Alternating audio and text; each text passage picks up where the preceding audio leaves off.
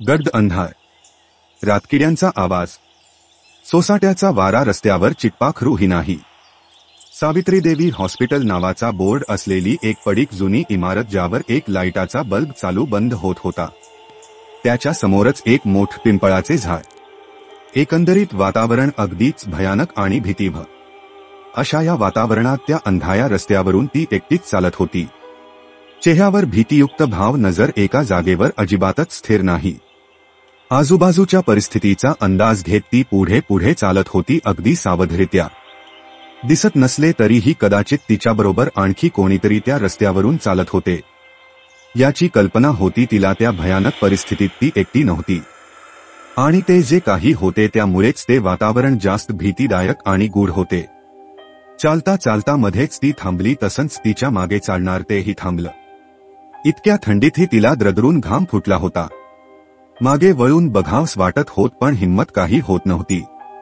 ती पुन्हा चालू लागली तस तिला जाणवायला लागलं की तिच्या मागे असलेले ते आता तिच्या अगदीच जवळ येऊन पोहोच आहे आणि तिचा कोणत्याही क्षणी घात होऊ शकतो.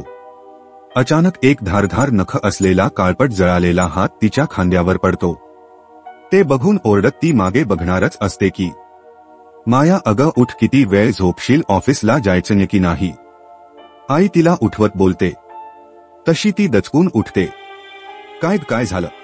तू ठीक आहेस ना बाळा? इतका घाम का आलाय? काही वाईट स्वप्न पाहिल का? की पुन्हा तेच स्वप्न? आई तिला विचारते. काही नाही आई. हो म्हणजे तेच स्वप्न पडलं माया, म्हणून मी सांगते आपण देशमुखांना भेटून येऊ, ते सांगतील काय करायचं ते. आई नाही गाई, स्वप्नच तर आहे ते, त्यात काय बाबा लोकांकडे जात बसायचं. आणि असं पण माझा या गोष्टींवर विश्वास नाही, माहितीये ना तुला. चल आवरते मी, जायला उशीर होईल नाही तर.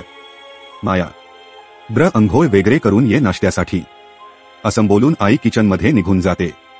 तशी माया उठते आणि ऑफिसच्या तयारीला लागते.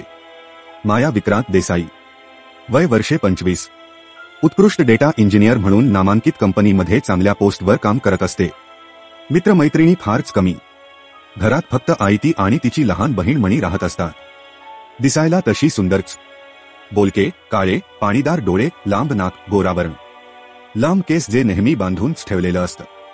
हसताना नेहमी गालावर खळी पडणार, पण